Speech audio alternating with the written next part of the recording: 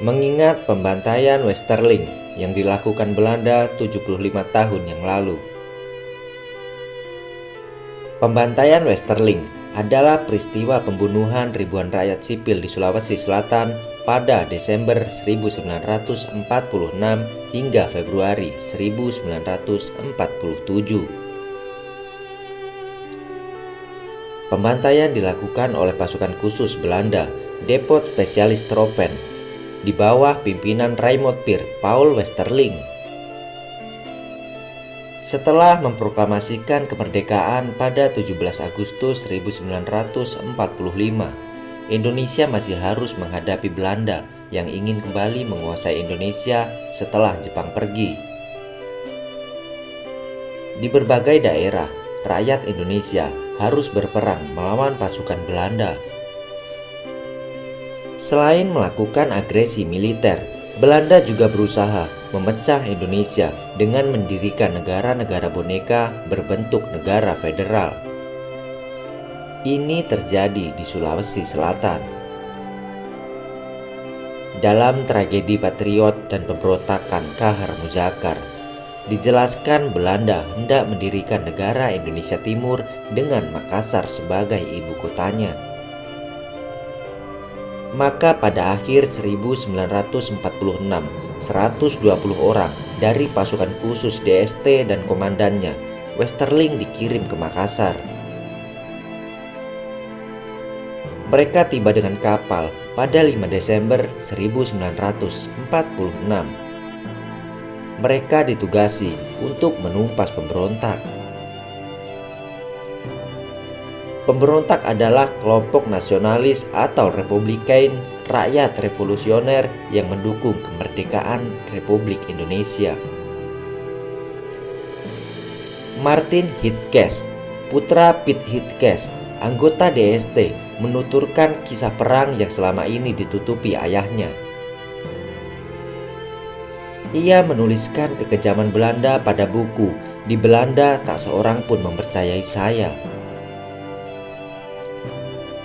Martin menceritakan Westerling memulai operasinya pada 11 Desember 1946. Sesampai di Makassar, ia membangun kamp di Matuangin. Pagi-pagi hari dari kamp, mereka bergerak ke kampung Batua. Warga dari kampung sekitar yakni Borong, Patunuang, Parang, dan Barai juga dibariskan di lapangan rumput. Westerling mencari para pendukung kemerdekaan yang melawan Belanda. Ia menanyakan siapa saja yang ikut Walter Monginsidi memberontak. Di hadapan penduduk, mereka yang dicurigai dan dituduh ditembak mati di tempat. Kekejaman itu mengawali operasi Westerling selama 3 bulan ke depan. Para pria dan pemuda diminta mengakui keterlibatan mereka dalam perlawanan terhadap Belanda. Di depan keluarga, mereka disiksa sebelum akhirnya ditembak. Rumah-rumah dibakar dan diledakkan dengan granat. Engkau sekalian sekarang sudah melihat apa yang terjadi jika mendukung para teroris dan pengacau. Harap ini dicamkan benar-benar, ancam Westerling kepada mereka yang masih hidup. Kemudian pada 1 Februari, DST dan KNIL menggelar operasi di Galung, Lombok. Sebanyak 364 orang tewas. Operasi Westerling berlangsung selama lebih dari 3 bulan, dari 5 Desember 1946 hingga 21 Februari 1947. Sedikitnya 40.000 orang tewas dibantai Westerling dan pasukannya. Pembantaian Westerling menjadi salah satu tragedi terkelam bangsa Indonesia. Kekejaman itu meninggalkan penderitaan dan trauma yang mendalam. Pihak Belanda justru menyelamatkan Westerling ketika hendak dihadili. Westerling kabur ke Singapura dan Belgia sebelum pulang ke kampung halamannya di Belanda. Upaya ekstradisi sejak tahun 1950-an tak membuahkan hasil. Westerling hanya sempat dipenjara selama beberapa minggu di Singapura dan Belanda. Pada 1954, Dewan Menteri menyatakan bahwa Westerling dan komandan perang lainnya tak dituntut. Di Belanda, ia dipuja-puja bak pahlawan. Jumlah korban yang diakui Belanda hanya 2.000. Belanda sendiri baru mengakui dan meminta maaf atas kejahatan itu 67 tahun setelahnya.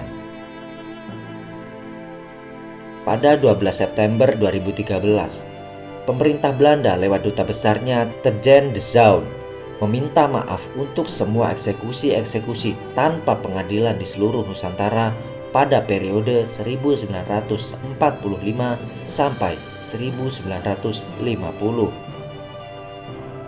Di tahun 2013, 10 janda yang suaminya menjadi korban eksekusi di Sulawesi Selatan mendapat ganti rugi sebesar 20.000 euro atau setara dengan 296 juta. Namun tidak semua mendapat ganti rugi karena terbentur status dan gugatan. Kini keluarga korban pembantaian Westerling lainnya menolak kedatangan Raja dan Ratu Belanda sebelum mereka meminta maaf dan memberikan ganti rugi. Pemerintah Belanda harusnya tahu diri, memikirkan apa yang pernah dilakukan oleh tentara itu atas perintah neneknya, Raja Willem Alexander. Itu harus disadari, ujar Abdul Holik, putra BC Beta, warga Bulukumba yang dieksekusi pasukan Westerling karena dianggap pro kemerdekaan tahun 1947. Raja Belanda Willem Alexander akhirnya menyampaikan permohonan maaf atas kekerasan yang dilakukan pihak Belanda setelah Indonesia memproklamasikan kemerdekaannya pada 17 Agustus 1945. Hal ini disampaikan Raja Willem di hadapan Presiden Joko Widodo saat melakukan kunjungan ke negara Istana Kepresidenan Bogor, Jawa Barat, Selasa, 10 Maret 2020. Di tahun-tahun setelah diumumkannya proklamasi, terjadi sebuah perpecahan yang menyakitkan dan mengakibatkan banyak korban jiwa, kata Raja Willem. Raja Willem menyatakan bahwa sejarah masa lalu memang tak bisa dihapus dan harus diakui oleh generasi selanjutnya. Ia juga menyadari bahwa luka dan kesedihan keluarga dari korban penjajahan masih terasa hingga saat ini. Namun menurut dia, kunjungan ini menjadi sebuah harapan dan tanda bahwa negara yang pernah berlawanan dapat tumbuh bersama. Itulah sejarah pembantaian Westerling yang dilakukan Belanda 75 tahun yang lalu.